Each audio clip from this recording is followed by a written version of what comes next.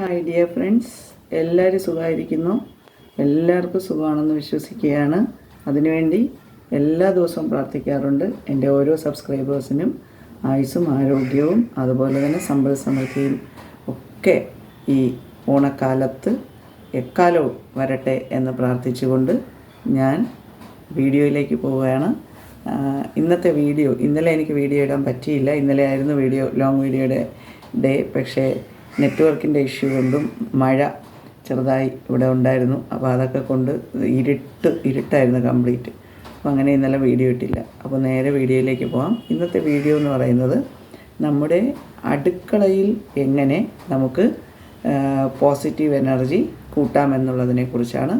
ഇത് തികച്ചും എൻ്റെ എക്സ്പീരിയൻസ്, എൻ്റെ അനുഭവത്തിൽ നിന്ന് ഞാൻ ഷെയർ ചെയ്യുന്ന കാര്യമാണ് ഇവിടെ എൻ്റെ ഫ്രണ്ട്സിനോട് ഞാൻ ഷെയർ ചെയ്യുന്നത്. അപ്പോൾ ഇതിന് ശാസ്ത്രീയ തലമുണ്ടോ എന്ന് ചോദിച്ചാൽ ശാസ്ത്രീയ തലം കുറച്ചൊക്കെ ഉണ്ട്. എന്നാൽ കൂടുതലും എൻ്റെ എക്സ്പീരിയൻസിൽ ഞാൻ നോക്കിയിട്ടുള്ള ചില പ്രാർത്ഥനാ രീതികളും അതുപോലെ തന്നെ കുറച്ച് സയൻറ്റിഫിക് ആയിട്ടുള്ള കാര്യങ്ങളും ഇതിനകത്തുണ്ട്. പക്ഷേ ഞാൻ വീടിൻ്റെ പോസിറ്റിവിറ്റിയെക്കുറിച്ച് ഒരു വീഡിയോ ഇട്ടിരുന്നു. അതിന് ഓരോ ഫ്രണ്ട്സും എനിക്ക് തന്ന സപ്പോർട്ട് വളരെ വലുതാണ്. ഈ അവസരത്തിൽ ഞാൻ ഓരോ ഫ്രണ്ട്സിനോടും എൻ്റെ സ്നേഹവും നന്ദി അറിയിക്കുകയാണ്. അപ്പോൾ തുടർന്ന് നമുക്ക് അടുക്കളയിലെ പോസിറ്റിവിറ്റിയെക്കുറിച്ച് സംസാരിക്കാം. അപ്പോൾ അതിനുള്ള കുറച്ച് കാര്യങ്ങളാണ് ഇവിടെ ഞാൻ പറയുന്നത്. ആദ്യമേ ഈ വീഡിയോ തുടക്കം മുതൽ അവസാനം വരെ കാണാൻ ശ്രമിക്കുക കേട്ടോ ഫ്രണ്ട്സ്.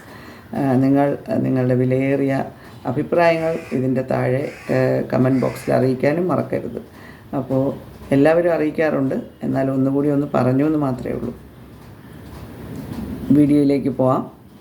തുടക്കം എന്ന് പറഞ്ഞാൽ നമ്മുടെ അടുക്കള എന്ന് പറയുന്നത് ഒരു മനുഷ്യ ശരീരത്തിൽ ഹൃദയം എങ്ങനെയാണോ ഫങ്ഷൻ ചെയ്യുന്നത്, വർക്ക് ചെയ്യുന്നത്, അതുപോലെയാണ് നമ്മുടെ അടുക്കള.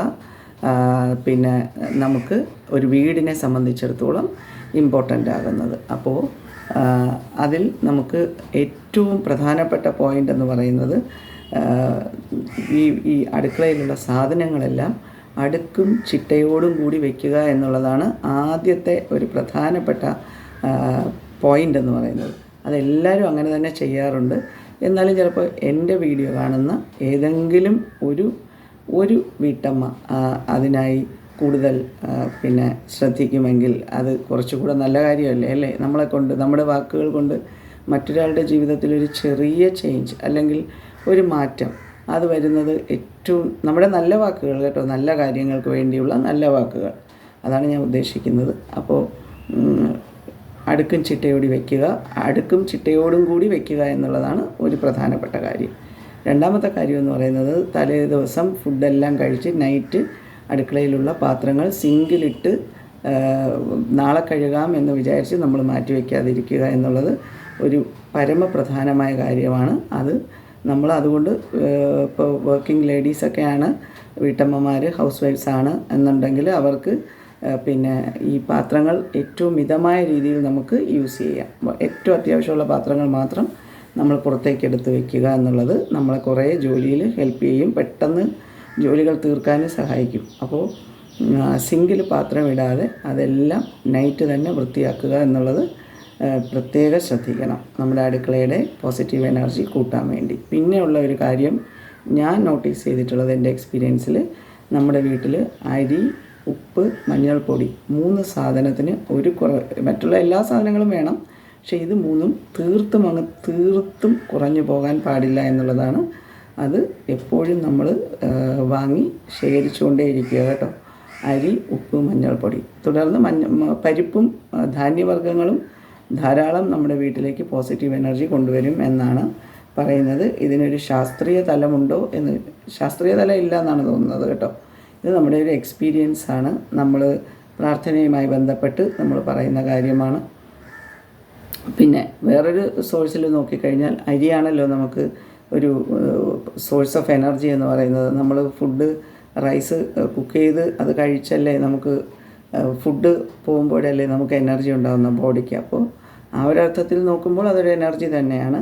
സോ ഇതിൽ എനർജിയും നമ്മുടെ പ്രാർത്ഥനാ രീതികളും കലർന്നുള്ളതാണെന്ന് ആദ്യമേ ഞാൻ പറഞ്ഞു കഴിഞ്ഞു. അപ്പോൾ അത് അരി, പരിപ്പ്, അതുപോലെ തന്നെ ഈ ഉപ്പ്, മഞ്ഞൾപ്പൊടി ഇത് കുറഞ്ഞു പോകാതിരിക്കാൻ പ്രത്യേകം ശ്രദ്ധിക്കുക. ആഴ്ചയിലൊരിക്കൽ അല്ലെങ്കിൽ മാസത്തിലൊരിക്കൽ നമ്മൾ ഈ സാധനങ്ങളെല്ലാം വാങ്ങിക്കൊണ്ടുവരുന്നതിന് മുന്നേ തന്നെ നമ്മുടെ ഒഴിഞ്ഞ ടിൻസും കാര്യങ്ങളും അതേ ഇതിൽ തന്നെ നമ്മൾ വീണ്ടും വീണ്ടും ഇട്ട് വയ്ക്കാതെ അതൊന്ന് കഴുകി വെയിലത്ത് വെച്ച് നന്നായിട്ട് ഉണക്കി, സൺലൈറ്റിൽ തന്നെ ഉണക്കുന്നതാണ് ഏറ്റവും നല്ലത് കേട്ടോ. ഉണക്കി അതിനകത്ത് ധാന്യങ്ങൾ നിറയ്ക്കാനായിട്ട് പ്രത്യേകം ശ്രദ്ധിക്കുക കേട്ടോ. പുറത്തൊക്കെ വയ്ക്കുമ്പോൾ മണ്ണും പൊടിയൊക്കെ വീണ്ടും കയറാതിരിക്കാൻ പുറത്തുകൂടെ നമ്മൾ എന്തെങ്കിലും ഒരു കവറേജ് കൊടുത്തിട്ട് വെച്ചാലും മതി. പിന്നീട് അതിൽ വല്ല ഈർപ്പോ വല്ലതും ഉണ്ടെന്നുണ്ടെങ്കിൽ നെറ്റ് പോലെയുള്ളത് നമുക്ക് അതിൻ്റെ പുറത്തുകൂടെ ഇട്ട് വയ്ക്കാം. പാത്രങ്ങൾ കഴുകി ഇങ്ങനെ വെച്ചിട്ട് അതിൻ്റെ പുറത്തൊരു നെറ്റ് ഇങ്ങനെ വിരിച്ചു വെച്ചാലും മതി. അധികം പൊടിയടിക്കാതെ നമുക്ക് ഇതെല്ലാം കണ്ടെയ്നേഴ്സും കാര്യങ്ങളും ഒക്കെ തിരിച്ചെടുക്കാൻ പറ്റും. അപ്പോൾ അങ്ങനെ വയ്ക്കുക. പിന്നെ ഒരു ഇമ്പോർട്ടൻ്റ് ആയിട്ടുള്ള കാര്യം എന്ന് പറയുന്നത്, നമ്മൾ ആഴ്ചയിൽ ഒരിക്കൽ നമ്മൾ തറ തുടയ്ക്കുമ്പോൾ കല്ലുപ്പ് എല്ലാം തുടച്ച് വൃത്തിയാക്കിയതിന് ശേഷം കിച്ചൻ്റെ ഫ്ലോറൊക്കെ ഒരു കല്ലുപ്പിട്ട വെള്ളം കൊണ്ട് നമ്മളൊന്ന് തുടച്ച് വൃത്തിയാക്കുന്നത് നമ്മുടെ വീടിൻ്റെ പോസിറ്റീവ് എനർജി, നെഗറ്റിവിറ്റി പൂർണ്ണമായും ഇല്ലാതാക്കാൻ സഹായിക്കും എന്നുള്ളത് എൻ്റെ എക്സ്പീരിയൻസ് എനിക്ക് തോന്നിയിട്ടുണ്ട്. ഞാൻ പതിവായിട്ട് അങ്ങനെ ഫോളോ ചെയ്യുമ്പോൾ എനിക്ക് നല്ല മാറ്റമുണ്ട്. അപ്പോൾ അതുകൊണ്ടാണ് ഞാൻ ആ ഒരു കാര്യം നിങ്ങളുമായി ഷെയർ ചെയ്തത്. ഇത് വിശ്വസിക്കുന്നവർ മാത്രം ചെയ്യേണ്ട കാര്യമാണ്, അതല്ലാതെ അന്ധവിശ്വാസമോ അങ്ങനെയുള്ള കാര്യങ്ങളൊന്നുമല്ല. കല്ലുപ്പൊക്കെ നമുക്ക് കോമൺ ആയിട്ട് വാങ്ങാൻ കിട്ടുന്നതാണ്. അപ്പോൾ ഇതിൽ ഒരു ഇഷ്ടം അല്ലെങ്കിൽ ഇതിനോട് ഇങ്ങനെ ചെയ്താൽ നമുക്കും ഒരു നല്ല ഒരു വൈബ് കിട്ടുമെന്ന് ചിന്തിക്കുന്നവർ മാത്രമേ ഇങ്ങനെ ചെയ്യാൻ കഴിയൂ എന്നുകൂടി ഇവിടെ പറയുകയാണ് കേട്ടോ. അപ്പോൾ നീറ്റ്നെസ്സൊക്കെ എല്ലാവരും ചെയ്യാവുന്ന കാര്യമാണ്, എല്ലാവരും ചെയ്യുന്ന കാര്യമാണ്. ഇപ്പോൾ കല്ലുപ്പിട്ട് തുടയ്ക്കുന്നതിനെക്കുറിച്ചാണ് ഞാൻ പറഞ്ഞത്. പിന്നെ അതൊരു റെമഡിയാണ്. അതുപോലെ ഫുഡ് രാവിലെ വന്ന് നമ്മൾ ഫുഡ് ഉണ്ടാക്കുമ്പോൾ ആദ്യമായി നമ്മൾ ഗ്യാസ് സ്റ്റൗവിലേക്ക് ജലം വെച്ച് അത് തിളച്ച് അതിനകത്താണല്ലോ അരി കഴുകിയിടുന്നത്. അപ്പോൾ അരി ഇടുമ്പോൾ ഞാൻ വിചാരിക്കുന്ന ആദ്യം വിഘ്നേശ്വരനെ മനസ്സിൽ വിചാരിച്ച് 3 പ്രാവശ്യം ഞാൻ കയ്യിലാണ് അരി ഇടുന്നത് കേട്ടോ. തവിയിലെടുക്കുന്നവർക്ക് തവി കൊണ്ട് ഇങ്ങനെ കോരി എടുത്തതിന് ശേഷം പറയാം. വിഘ്നേശ്വരനെ മനസ്സിൽ വിചാരിച്ചുകൊണ്ടാണ് ആദ്യത്തെ അരി ഇടുന്നത്. രണ്ടാമതൊരു അരി എടുത്ത് നമ്മുടെ കുടുംബ പരദേവതയും ദേശദേവതയും അതുപോലെ തന്നെ നമുക്ക് ജലത്തിൻ്റെ ദേവനായ വരുണ ഭഗവാനെയും അഗ്നി വെച്ചാണല്ലോ നമ്മളിത് കുക്ക് ചെയ്യുന്നു. അപ്പോൾ അഗ്നിദേവനെയും അന്നപൂർണേശ്വരി ദേവിയെയും മനസ്സിൽ ധ്യാനിച്ചുകൊണ്ടാണ് ഞാൻ ഈ രണ്ടാമത്തെ അരി ഇടുന്നത്. മൂന്നാമത്തെ അരി തീർത്തും അന്നപൂർണേശ്വരി ദേവിയെ മനസ്സിൽ വിചാരിച്ചുകൊണ്ടാണ്. അപ്പോൾ ആദ്യത്തതിൽ കുറേ ഭഗവാന്മാർ വരുന്നത് കൊണ്ട് തന്നെ ഇപ്പോൾ അന്നപൂർണേശ്വരി അന്നം എന്ന് പറയുന്ന ആ ദേവിക്ക് വേണ്ടി ഒരു പ്രാർത്ഥന. ഇതെല്ലാം നമ്മുടെ മനസ്സിൻ്റെ പോസിറ്റീവ് തിങ്കിങ് ആണ്. അങ്ങനെ ചെയ്യുമ്പോൾ നമ്മുടെ മനസ്സിനൊരു സന്തോഷം. ഇനി ജോലിക്കൊക്കെ പോകുന്നവരാണെങ്കിൽ ഇത്രയും ഒരു പ്രോസസ്സിങ് ചെയ്യാൻ പറ്റില്ല. അപ്പോൾ ഒറ്റ ഒരു പ്രോസസ്സിങ്ങിൽ അത് ചെയ്യുക. മനസ്സിൽ വിഘ്നേശ്വരനെയും അതുപോലെ തന്നെ അന്നപൂർണേശ്വരി ദേവിയെയും ദേശദേവതയും ഇഷ്ടപരദേവതയും നമ്മുടെ കുടുംബ പരദേവതയും ഒക്കെ മനസ്സിൽ ധ്യാനിച്ച് നമ്മൾ ഒറ്റ പ്രാവശ്യം ഇങ്ങനെ ആക്കി അരി ഇട്ടാലും മതി കേട്ടോ. അഗ്നിദേവനെയും ഒക്കെ. അപ്പോൾ ഇതെല്ലാം ഒരു സോഴ്സ് ഓഫ് എനർജി ആണെന്ന് ഞാൻ പറയാൻ കാരണം, അരി ഒരു എനർജിയാണ് അല്ലേ. അതിൽ നിന്ന് കുക്ക് ചെയ്ത് കഴിക്കുന്ന റൈസ് കൊണ്ട് ഹ്യൂമൻ ബോഡിക്ക് എനർജിയാണ് ലഭിക്കുന്നത്. ജലം ഒരു സോഴ്സ് ഓഫ് എനർജിയാണ്. അഗ്നി, ഫയർ, അതും ഒരു സോഴ്സ് ഓഫ് എനർജിയാണ്. ഇതിനകത്ത് എനർജി അല്ലാത്ത ഒരു കാര്യമില്ല. അപ്പോൾ നമ്മളൊരു പോസിറ്റീവ് എനർജിയാണ് അവിടെ ക്രിയേറ്റ് ചെയ്യുന്നത് കുക്കിംഗ് വഴി. അപ്പോൾ കുക്കിംഗ് ചെയ്യുമ്പോൾ പരമാവധി നെഗറ്റീവ് ചിന്തകളൊന്നുമില്ലാതെ മനസ്സിലൊരു വിഷമവും ഇല്ലാതെ സന്തോഷത്തോടു കൂടി അന്ന് നമുക്ക് കുക്ക് ചെയ്യാൻ സാധിച്ചതിനും അതിനുവേണ്ടിയുള്ള ആരോഗ്യവും അതിനുവേണ്ടിയുള്ള സമ്പൽ സമൃദ്ധിയൊക്കെ ലഭിച്ചതിന് താങ്ക്സ് പറഞ്ഞുകൊണ്ട് നമ്മൾ ഈ ഫുഡ് കുക്ക് ചെയ്താൽ മാത്രം മതി. സന്തോഷമായി കുക്ക് ചെയ്യുന്ന ഫുഡാണ് മറ്റുള്ളവരിലേക്ക് എനർജി കൊണ്ടുപോകാൻ പറ്റുന്നത്. നെഗറ്റീവ് തോട്ട്സോടുകൂടി ഫുഡ് കുക്ക് ചെയ്താൽ അതുപോലും ഒരു ഒരു നെഗറ്റീവായി മാറുമെന്നാണ് പറയുന്നത്. വിഷാംശമുള്ളതായി മാറും എന്ന് വരെ പറയുന്നുണ്ട് കേട്ടോ. അത്രയ്ക്ക് ശക്തിയുണ്ട് നമ്മുടെ തിങ്കിങ് പ്രോസസ്സിന് ഫുഡ് കുക്ക് ചെയ്യുന്ന സമയത്ത്. ഓക്കെ, അപ്പോൾ അതൊന്ന് പ്രത്യേകം ശ്രദ്ധിക്കുക. അതുപോലെ വേറൊരു കാര്യം എനിക്ക് പറയാനുള്ളത്, ആഴ്ചയിലൊരിക്കൽ കുന്തിരിക്കമോ അഷ്ടഗന്ധമോ അങ്ങനെയുള്ള ഇത് വെച്ച് പുകച്ച് നമ്മൾ ഭഗവാന് കാണിക്കാറുണ്ട്. അതുപോലെ തന്നെ കിച്ചണിലും നമ്മളൊന്ന് ആ പുക ഒന്ന് കടത്തി വിട്ട് കഴിഞ്ഞാൽ അവിടുത്തെ ബാഡ് സ്മെല്ലൊക്കെ ഉണ്ടെങ്കിൽ അതെല്ലാം അങ്ങ് പോവും. അതുപോലെ തന്നെ നല്ലൊരു പോസിറ്റീവ് എനർജി നമ്മുടെ വീട്ടിൽ അടുക്കളയിലേക്ക് വരുന്നതായും കാണാം. പിന്നെ ജനലൊക്കെ ഉണ്ടെന്നുണ്ടെങ്കിൽ അത് ഒരു ദിവസത്തിൽ ഒരു പ്രാവശ്യമെങ്കിലും സൺലൈറ്റ് ഒന്ന് കയറുന്ന രീതിയിൽ തുറന്നിടുക. അപ്പോൾ നമ്മളവിടെ വീട്ടിലുണ്ടെങ്കിൽ നെറ്റ് അടിച്ചിട്ടുണ്ടായിരിക്കുമല്ലോ മിക്ക വീട്ടിലുമൊക്കെ. അപ്പോൾ അതുകൊണ്ട് ഇഴജന്തുക്കൾ അങ്ങനെയൊന്നും കയറുമെന്ന് പേടിക്കേണ്ട ആവശ്യമില്ല. അപ്പോൾ അതൊന്ന് തുറന്നിടുക. അത് വെൻറ്റിലേഷൻ പ്രോസസ്സിനെ സഹായിക്കും. അല്ലാതെ എപ്പോഴും അടച്ചിട്ട് കഴിഞ്ഞാൽ നമുക്ക് ഓക്സിജൻ്റെ ലെവൽ അതിനകത്ത് നന്നായിട്ട് കുറയും എന്നുള്ളതാണ് ഞാൻ മനസ്സിലാക്കിയിട്ടുള്ളത്. അപ്പോൾ ഇത്രയും കാര്യങ്ങളൊക്കെ ശ്രദ്ധിക്കുക. അതുപോലെ പിന്നെ എല്ലാം അടുക്കി വയ്ക്കുക എന്നുള്ളത് വളരെ ഇമ്പോർട്ടൻ്റ് ആയിട്ടുള്ളതാണ്. ക്ലട്ടറിങ് എന്ന് പറയുന്നതും അതുപോലെ ഇമ്പോർട്ടൻ്റ് ആയിട്ടുള്ളതാണ് നമ്മുടെ അടുക്കളയിൽ. ഇത്ര ചെറിയ അടുക്കളയോ ആയിക്കോട്ടെ, പക്ഷേ അത് വെച്ചിരിക്കുന്ന ഒരു രീതി ഉണ്ടല്ലോ, എല്ലാം അടുക്കി ചിട്ടയോടുകൂടി, അത് തന്നെ നമ്മുടെ വീട്ടിൽ സമ്പൽ സമൃദ്ധിയും ധാരാളം പോസിറ്റീവ് എനർജിയും ക്രിയേറ്റ് ചെയ്യുമെന്നാണ്. അപ്പോൾ കിച്ചൺ എന്ന് പറയുന്നത് ഒരു ഹാർട്ട് ഓഫ് ഹ്യൂമൻ ബോഡി പോലെ തന്നെയാണ് ഫങ്ഷൻ ചെയ്യുന്നത് ഒരു വീടിനെ സംബന്ധിച്ച്. അപ്പോൾ അത് എല്ലാവരും ശ്രദ്ധിക്കുക. അതുപോലെ അന്നപൂർണേശ്വരിയുടെ മന്ത്രം അറിഞ്ഞുകൂടാത്തവർക്കാണ് ഞാനിവിടെ പറയുന്നത്. ഓം ശ്രീ അന്നപൂർണേ സദാപൂർണേ ശങ്കര പ്രാണവല്ലഭേ ജ്ഞാനവൈരാഗ്യ സിദ്ധ്യർത്ഥ്യം ഭിക്ഷാം ദേഹീച്ച പാർവതി എന്നാണ് അന്നപൂർണേശ്വരി മന്ത്രം. ഒരു പ്രാവശ്യം കൂടെ പറയാം. ഓം ശ്രീ അന്നപൂർണേ സദാപൂർണേ ശങ്കര പ്രാണവല്ലഭേ ജ്ഞാനവൈരാഗ്യ സിദ്ധ്യർത്ഥ്യം ഭിക്ഷാം ദേഹീച്ച പാർവതി. അപ്പോൾ പാർവതി ദേവിയാണ് അന്നപൂർണേശ്വരി ദേവിയായി സങ്കല്പിച്ച് നമ്മളിവിടെ പ്രാർത്ഥിക്കുന്നത്. അന്നപൂർണേശ്വരി. എൻ്റെ വീട്ടിൽ ഈ അന്നപൂർണേശ്വരി ഇങ്ങനെ മടിയിൽ ഇങ്ങനെ ഒരു കരണ്ടി പോലത്തെ ഒരു സാധനം, ഒരു സ്പൂൺ പോലത്തെ ഒരു സാധനം വെച്ചിട്ട് ഇങ്ങനെ ഇരിക്കും. അപ്പോൾ അതാണ് അന്നപൂർണേശ്വരി ദേവി. ചെറിയൊരു ഇതാണ് എൻ്റെ അടുത്തുള്ളത്. അപ്പോൾ അത് ഞാൻ പൂജാമുറിയിലാണ് വെച്ചിരിക്കുന്നത്. അപ്പോൾ അടുക്കളയിൽ വെജും നോൺ വെജും വെക്കുന്ന പാത്രങ്ങൾ സെപ്പറേറ്റ് ആയിട്ട് വയ്ക്കുകയാണെങ്കിൽ അത് ഏറ്റവും നല്ല കാര്യമാണ്. രണ്ടും കൂടെ മിക്സപ്പ് ചെയ്യാതെ നോൺ വെജിന് എടുക്കുന്ന പാത്രങ്ങൾ സെപ്പറേറ്റ് ആയിട്ടും വെജിന് വയ്ക്കുന്ന പാത്രങ്ങൾ സെപ്പറേറ്റ് ആയിട്ടും വയ്ക്കുക.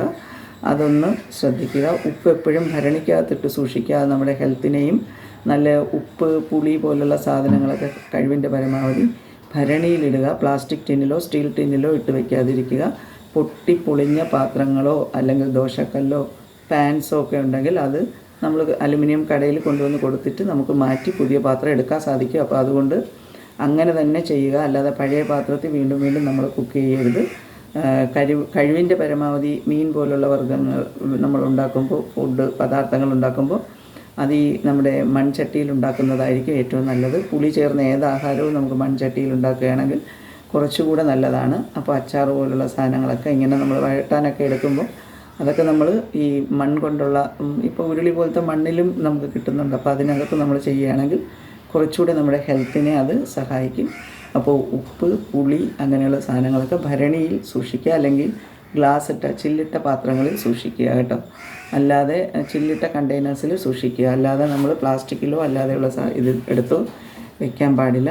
അപ്പോൾ കഴിവിൻ്റെ ആരോഗ്യസ്ഥിതി നല്ലതാണെന്നുണ്ടെങ്കിൽ രാവിലെ പിന്നെ കുളിച്ചതിന് ശേഷം മാത്രം നമ്മൾ നമ്മുടെ അടുക്കളയിൽ പാചകം ചെയ്യുകയാണെങ്കിൽ അത് കൂടുതൽ നമ്മുടെ എനർജി ലെവൽ പിന്നെ കൂട്ടുമെന്നാണ് പറയുന്നത്. ഇപ്പോൾ ആരോഗ്യസ്ഥിതി മോശമാണെങ്കിൽ നമുക്കിപ്പോൾ രാവിലെ എഴുന്നേറ്റ് കുളിക്കുക എന്നുള്ളത് ഒരു പോസിബിൾ അല്ല. അങ്ങനെയുള്ളവർ ശുദ്ധിയോടുകൂടി വന്നതിന് ശേഷം മാത്രം പിന്നെ നമ്മൾ ഫ്രഷായി വന്നതിന് ശേഷം മാത്രം അടുക്കളയിൽ പാചകം ചെയ്യുക.